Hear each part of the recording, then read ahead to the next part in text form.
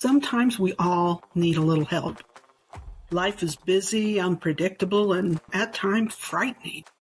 On top of that, you may have habits that hold you back. Bad habits like smoking, worrying, drinking too much, or eating too much. And what about weird things that you experience but really have no explanation for? Maybe you're afraid of water or flying, but you don't know why. What about panic attacks or PTSD?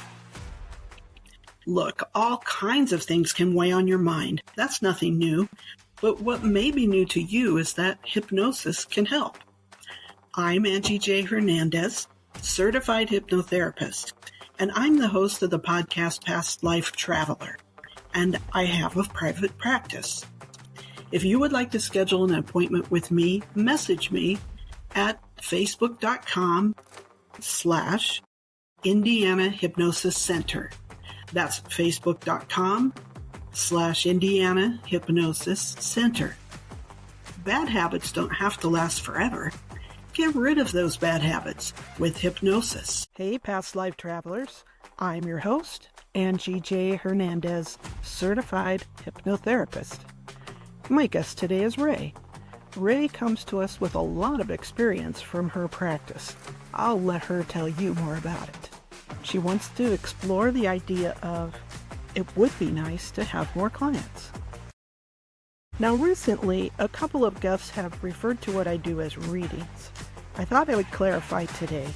I consider a reading as something one does with a person who has psychic gifts. I am not a psychic. I don't have those talents. What I do is a hypnosis session. I guide you into hypnosis for the purpose of experiencing a past life. I cannot see your aura, tell the future, or see dead people. Just wanted to clear that up. Travelers, I want to welcome into our little circle of friends, Colombia.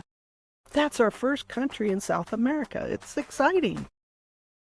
Okay, Rae is ready to go, and she finds a special society with a special purpose.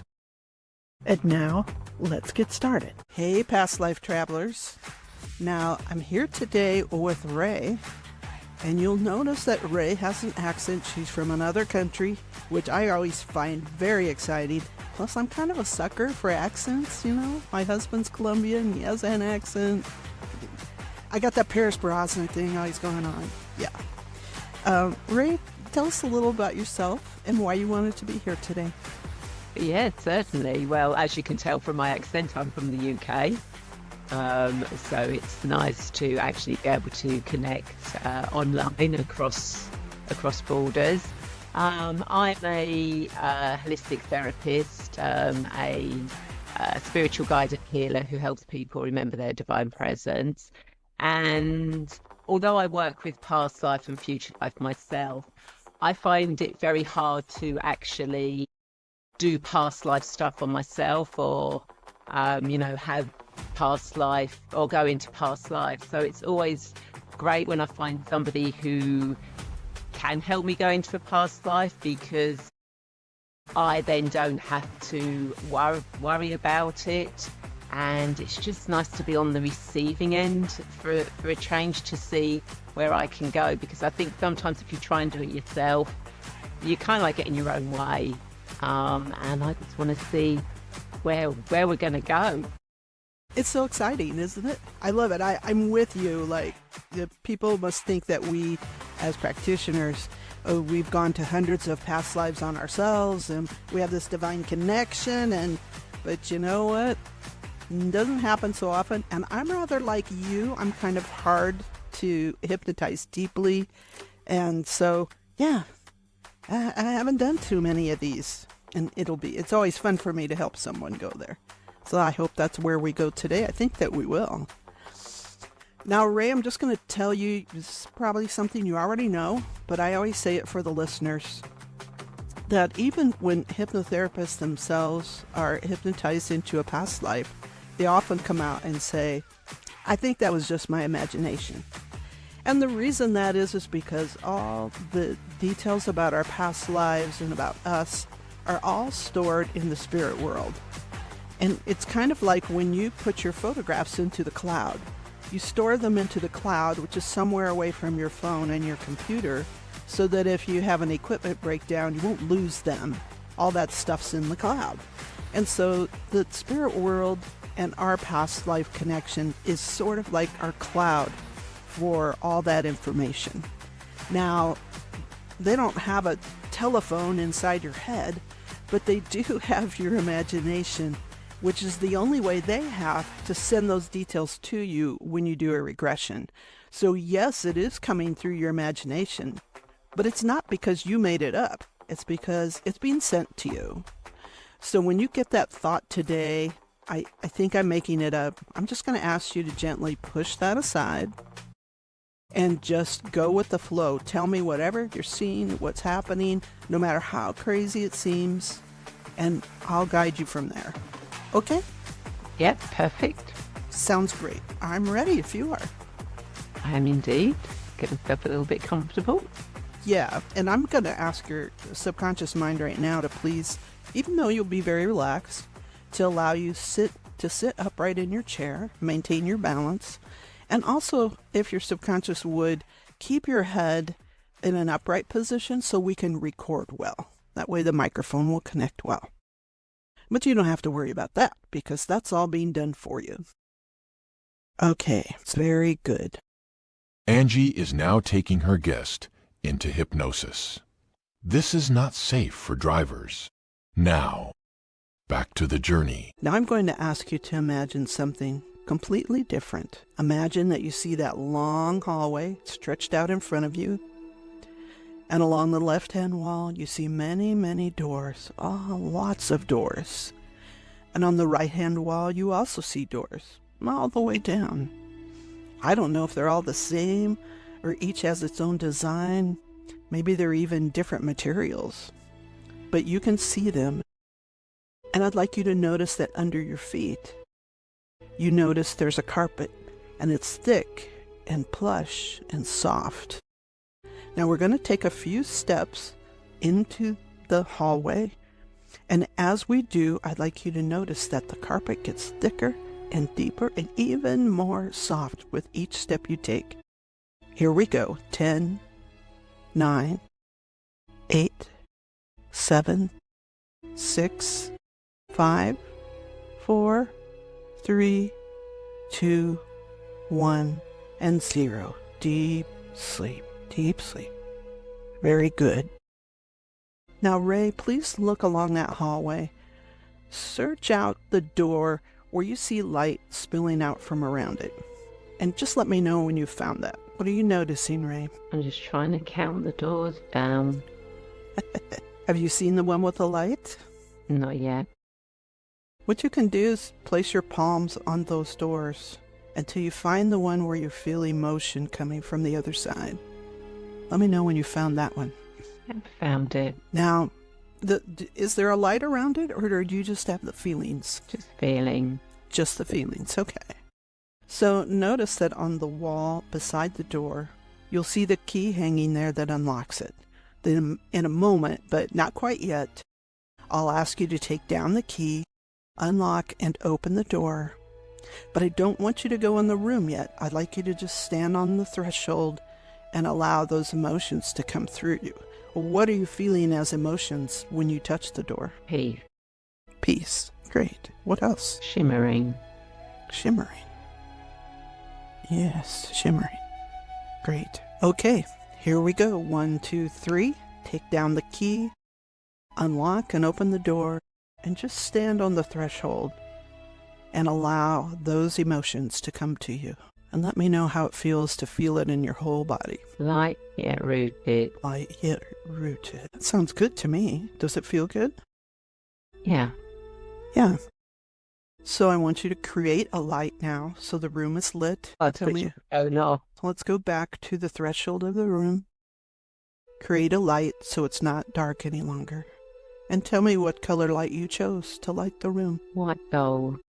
White gold, yes. What does white gold light mean or feel to you? Angelic, supported, That's perfect. So now I'll ask you to step into the room. 1, 2, 3. Step into the room and notice a comfortable chair there for you. Squishy, comfortable chair. Go ahead and sit there. And is there something, Rae, in your life that's kind of unexplained or emotion that's unresolved, but you don't seem to have a reason for it that you'd like to work on today? I don't think anything in particular. And it would be nice to have more clients. So let's take the feeling of it would be nice to have more clients. I want you to take that feeling and to tell me when you think that phrase to yourself, what comes up in your mind? Give me a couple of phrases. Right. I'm sorry? Growth. Growth. Mm-hmm. Is that the emotion? Yes and no. What I'd like to know are a couple of phrases about the emotion that comes up in your mind when you think it would be nice to have more clients. What's the emotion attached to that phrase? Joy. Feeling joyful. So when you say it would be nice to have more clients, that spurs a feeling of joyful? Joyful and knowing I'm making a difference. Feeling that I'm making a difference. That difference is with clients that you already have, right? Yeah.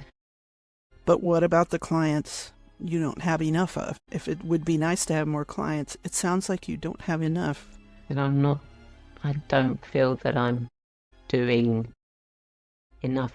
I'm not being of service. You're not being of service? Yeah. Is that frustrating, fearful? What's the feeling around not being of service or not doing enough? Annoying, frustrating. Annoying and frustrating, okay. And when you feel that annoying and frustrating emotion in your mind, now allow it to come into your physical body. Where do you feel that in your physical body? My jaw and my thigh of my upper body. So when you say it's in your jaw, how does your jaw feel? What's the feeling? Tight. Uncomfortable. I'm sorry, I interrupted. Tight and? Uncomfortable. Uncomfortable. When you feel it in the sides of your upper body, how does that feel? Sore. Tell me again, please. Sore. Soul? Sore. I ache. Oh, you ache. Okay. I think that was a word I didn't get. Ache, yeah. Okay, I think we have enough. So in a moment, but not quite yet, I'm going to give you some phrases, and I'm going to ask you to repeat those phrases in your own mind over and over until something appears before you. And it could be a door, it could be a cave or a bridge or even just a pathway. But just when I give you the phrases, repeat them over and over in your mind until you see something that opens up in front of you. And when you do, tell me what that is. All right, 1, 2, 3. Here are the phrases. I don't feel I'm doing enough. I'm not being of service. It's annoying and frustrating. My jaw is tight and uncomfortable. The sides of my upper body ache. Now just repeat those over and over in your mind and tell me when something appears before. I have loved horses since I was a little girl. On long road trips, I would look out the car window and imagine I was riding my horse along the side of the road. I spent many an hour imaginary riding. And that's why I love Phoenix Rising Equine Rescue. They provide loving care needed to horses that are abandoned, neglected, or abused. These horses arrive showing ribs and spines or in medical need, but with love and proper vet care, the horse can regain her health and vitality. But Phoenix Rising doesn't stop there. When a horse is healthy, they get special training to help them find their footing and be ready for adoption, because the goal is to find a forever home for any horse who can be rehabbed. It's not a small thing to rescue a horse. Besides the time and love it takes, the expenses really add up. Did you know that it costs $225 just for 1 month's food? But horses need more than that. They need regular hoof care. That's trimming and shoes every 6 weeks. And imagine the cost of vet care. Just their vaccinations are $150, and many need surgery. Phoenix Rising needs so much support. I would love to see them be able to help more horses who need them, and you can help. Just go to their website, helpsavehorses.org, and click on their donation catalog. You can choose to buy a week's worth of food, hoof care, or even a horse's bedding. Want to support medical care for a horse?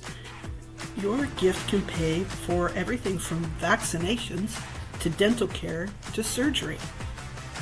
There are even more ways to gift Phoenix Rising. All you need is a heart for animals. I support Phoenix Rising, and I hope you will too. Remember, the site is helpsavehorses.org. helpsavehorses.org. I'll place a link in the show notes for you. And thank you for supporting one of the most worthwhile charities. For you. Welling portal. So go ahead and go into the portal. And when you get to the other side, look down and tell me what you're wearing on your feet. Old shoes. Old shoes? What are they made out of? Soft material. Almost like ballet. Would that be fabric that they're made out of? Yeah. What color are they? Gold. Gold. Nice. What are you standing on? Green grass. Green grass. Now look up your body and tell me what you're wearing. A long white tunic with no sleeves. Kind of like Grecian. What kind of material is it made from? I'm not sure. It's just very soft and flowy. Soft and flowy. So, are you a man or a woman? Woman. What's your name? How would you spell that? Marae. Marae. What's your last name, Marae? Dunno. 1, 2, 3. What's your last name? Although it could be your clan name or your house name. There's nothing. Okay, that's all right. How old are you, Marae? I feel like I'm in my 30s. Okay, 30s. And what's your location? Where are you? I feel like there's mountains. Do you have a village or a town nearby to you that has a name? Not that I can name or think of. Okay. So, Moray, if you could rise up, and when you look down, you could see a modern map, what would your location be on a modern map? My like the Swiss Alps, Austrian Alps, something like that. Austrian Alps, okay. Cool, thank you for that. And what's the year? No, it's one pre-Cry. Okay. It's not something you have knowledge of? No. Okay, that's okay. In that time period, you might not have had a way to look at years. I understand that. And why are we here on this particular day, Moray? What's happening? Some kind of festival. Oh, festival. Celebration. Mm-hmm. What's the festival about? I know, there's lots of children running about. What time of year is it? May. I can get maypole. Mm-hmm. So spring, it's a springtime celebration. Yeah. Yeah. Cool. What happens at the celebration? Are there certain rituals or things that happen? We're celebrating new life and new goddess. New goddesses, new recruit.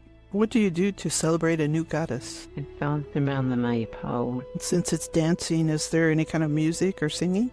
Chanting. Chanting.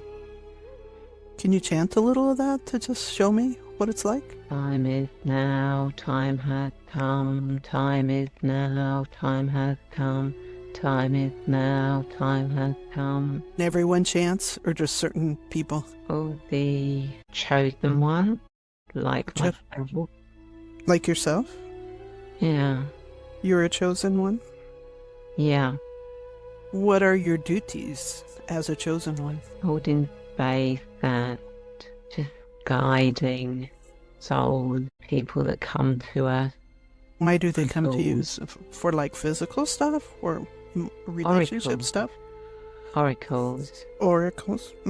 So I understood, maybe I could be wrong, you tell me. I understood that an oracle, you could go to an oracle and they could look at your future. Yeah, And is that what you do, Moray? that part of it. What else? Encouraging them. Does your society, do they live together in groups? Like I know some prehistoric peoples lived in a cave or a large dwellings that they built, but they lived collectively. Does your society do that? Yeah. They do. So Yeah, what do we're- their... Yes, go ahead. We're like a collective, a community. Do you share living space as a collective? When you start, you do, but then as you get older, you have your own sleeping space. It's not large, but it's comfortable. It's just somewhere to sleep. And is that you as the chosen one, or is that the whole community, families, etc.? Just chosen. Just the chosen. How do the families live? Do they live collectively? They live elsewhere. Elsewhere? I'm just wondering, do they live in groups of people in like a big dwelling, or do they have their own little family in their own little hut or dwelling space? I think they live in villages. Like in Spaces. They have their own spaces, but their spaces are in a group of like a village. Yeah, I think so. I'm just curious. I've been here since I was a child. Oh, are all the chosen ones accepted that way? They're pulled in as a child? Yes, How do they choose a child who could be a chosen one? we see their future and we feel the love. Is that by looking at them, or do you have to examine them or something? You just know. As they're dancing around the maypole, you just know. Just know. Do you like... I know some people can see auras around a physical body. They see colors. I wonder if that's part of it. I see shimmering light. You see shimmering lights. That's so cool. I can't do that, so I admire those who can. Does the shimmering light also tell you if someone comes to you and they have a physical ailment? Can you tell a difference in their light? I don't see anyone with physical ailment. Oh, okay. That's not part of your work. No. Are people that do healing, that kind of healing, are they different from the chosen ones? Yeah. Yes, so I wonder if they live with their community. Is that what they do? Live in the village? No, they live elsewhere. They live apart? So interesting to me. What else is happening today that's special? I finally get to choose who is going to be working with me, who I'll be guiding to take my role in the future. Oh, so it's kind of like you're training someone? I will be, yeah. Yeah. Who do you think you'll choose? Oh, I can see her as she's dancing around. I just feel this overwhelming love, connection. It's just so beautiful. Is she young? Though she's not yet 10. Not yet 10. Are children, are they happy when they're chosen? Yeah.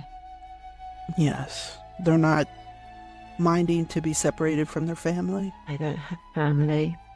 Oh, these are children with no family? Mm. Oh, I see. Then they would be happy to be chosen. Pretty special. Anything else that's happening today? One we've chosen, we spend time round a fire, getting to know each other. We sit cross-legged and just connect heart to heart. So as you train this new girl, are there many trials that she has to pass through? No, it's not really trials, it's just helping her understand feelings, connections, having non-judgment, being present, kindness. She spends time as I'm working with people, observing. Does she begin to work herself? When she feels ready, when she feels safe, comfortable, next But to me. But you still supervise her for a while yet? He's with me till, 18-ish, something like that. And when she kind of graduates or finishes her training and is ready to work on her own, are you advanced to a different position? Like I leave the physical realm. It's like when she's ready, I see it physically. It's interesting. Is that a choice? Yeah, and I mean that's what's going to happen. I guess I mean, if you leave the physical realm, is it your choice and then you just tell your body to shut down? How does it happen? We leave by ourselves and just go into the mountains. It's very interesting to me. Well, Moray, I'm going to ask you to fast forward in time to the next significant day in your life. Here we go. 1, 2, 3. Be there. See what you see. Hear what you hear. Tell me about your experience. The cloud. You're in the cloud? Yeah. Just observing. I'm going to ask you to back up a little in time, because I would like you to back up until the final day, the day of your death. 1, 2, 3. Go to the day of your death. And now tell me what experience, hear what you hear, even smell what you can smell. Hear an eagle, and it's like a relief. Go ahead and move to your final breath. And when the soul leaves the physical body, let me know that. Yeah. Go with that soul up to the spirit world. And I'd like you to ask the angels or light people there to please look back on Moray's life on a soul level and look for any particles or little bits that have been stuck behind in that lifetime. It might be stuck in a strong emotion or some kind of trauma, or maybe just a doubt. And ask them to find those and bring them to you. Let me know when that's done. Yeah. All right. We'll ask the angels and light people at this time then to cleanse those, heal those, and cover them with a blanket of forgiveness. And when that's done, ask them to reunite that to the main soul. Return those pieces to the main soul. Let me know when that's done. Done. Good. How does it feel to have those pieces back? Relief. Relief, yeah. It is relief. So now, if you would, ask the angels and light people to go back to lives previous to Moray and gather up any particles or pieces that are stuck back there, separated from the soul, from all those lifetimes. It might be a lot of them. Ask them to bring those forward to you. Just let me know when that's done. Good. Are there a lot of them? Quite a few. Quite a few, yeah. So ask them at this time to please cleanse those, heal those, and also cover them with a blanket of forgiveness. And when that's done, to reunite all those pieces and particles back to the main soul, so it's whole again. And just let me know when that's done. It's done. Good. And you may want to just take your hands and smooth it over that soul or your aura. And just make it smooth and polished and perfect again. Just tell me when you're finished. I'll wait. It's done. Good. And how does that feel to you? Like I'm glowing. It's wonderful, isn't it? Mm. So now I'm going to have you ask the angels and light people to please bring that whole soul and its healing up through all the lifetimes between Moray and Rae in the present time. Bring that all the way forward to her, and let me know when that's done. Good. And how does that feel to you now, to have that in the present time? Beautiful. Yeah, beautiful. What else? Glowing, wholeness, light, content. And now if you would ask the angels and light people, we bridged from Rae's life through an emotion of being like frustrated and achy when she had the thought of not serving enough, maybe it would be nice to have more clients. Did we find the answer to that in Moray's life? Yes. Yes. So you understand now either how to get more clients or I'm not sure what the lesson is, but the lesson answered your query? Yes. Yes, good. So now ask the angels or light people, would it be beneficial for you to visit the healing temple? Yeah. Yeah, but I'll allow them to take you there then. And if you would describe that to me, I'm always curious about it. Gold base, the gold temple. There's a beautiful gold and white light just coming down in the centre. There's some kind of altar table that you lie on. And when you lie on the altar table, is that when that light coming down in the center comes over you? You walk up and it's already there, but when you're lying there, you just feel this beautiful energy.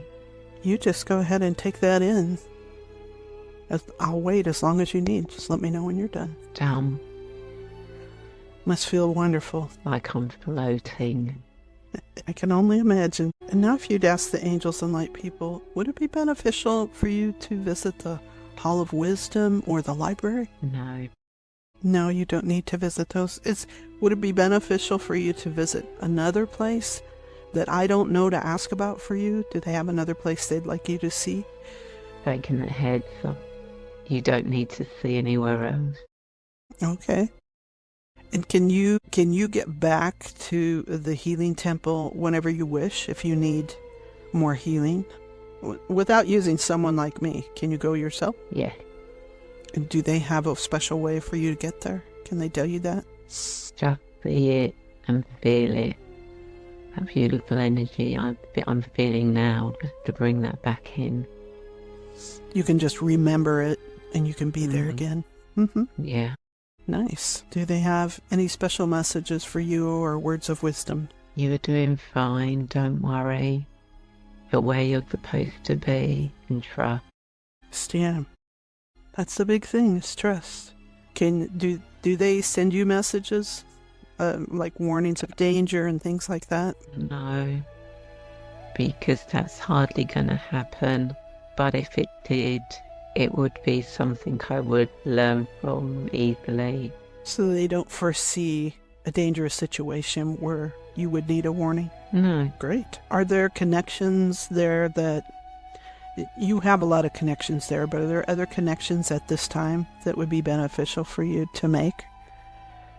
A soul that would be good to meet, or a future you might it might be beneficial for you to take a peek at a certain future? No, I don't need to know. It's going to happen. It's going to happen. Trust. Just trust.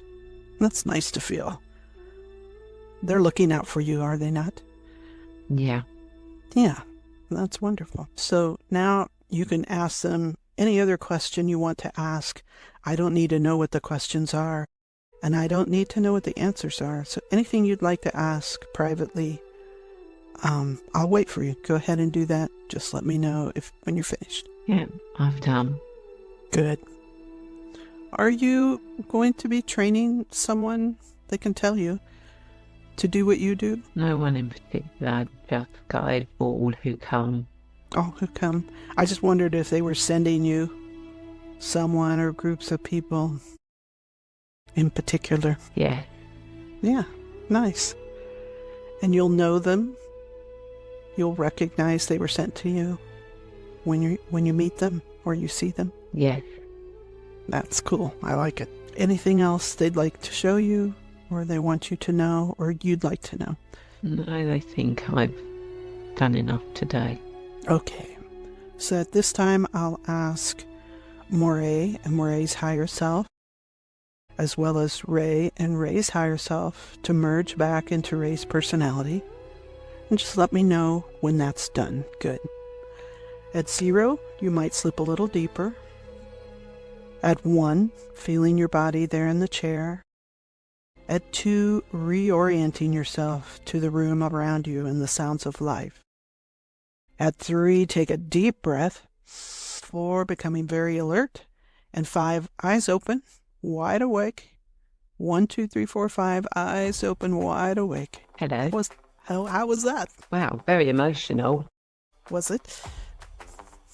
Yeah, I just had tears just running down my face. And was that, see, I didn't notice that because I think of the way the camera is and the lighting. Was that during Moray's life or during the time in the spirit world? It was from Moray and seeing the girl I was working, I was going dancing around the maypole. And then when I was in spirit form, yeah, about those 2 times. Yeah, interesting. It's a lot. I mean, emotionally, it is a lot. You were worried you couldn't get there, but you went there beautifully. Yeah, it was interesting.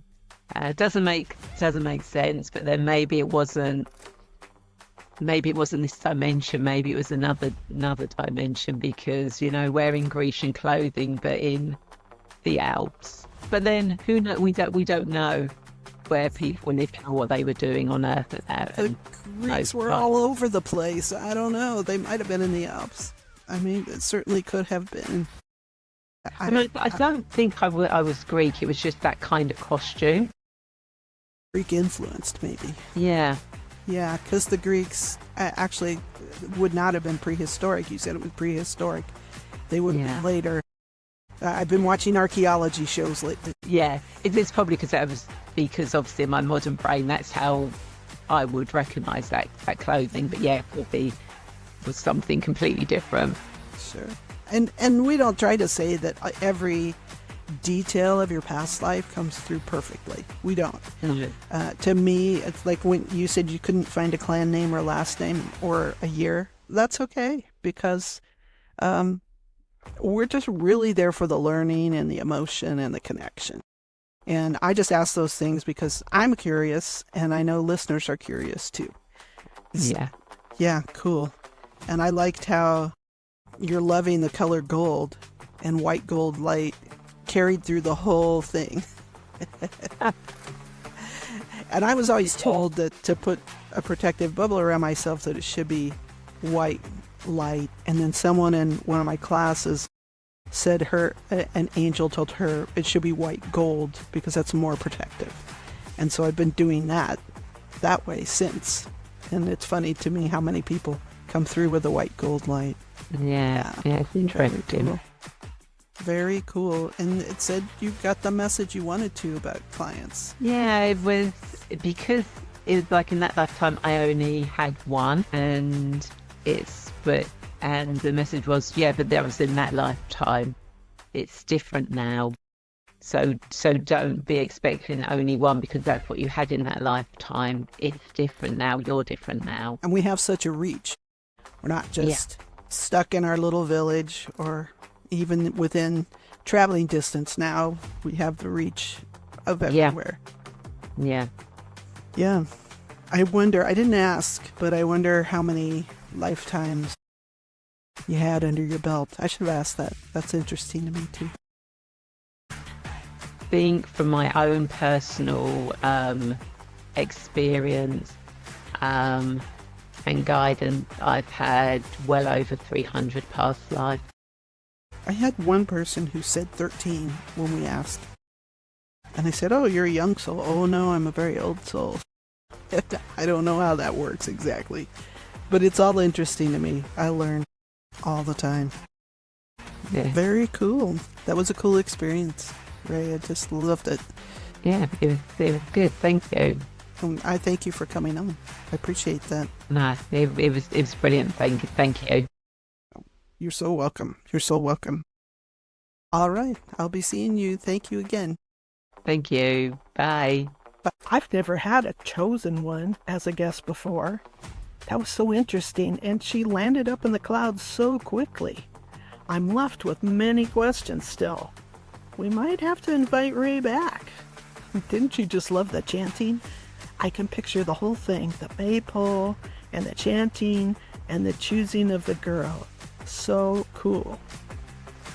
If you enjoyed this episode, please consider supporting Past Life Travelers by leaving a review, sharing with friends, and checking out our sponsor. Your support helps us bring you more content like this.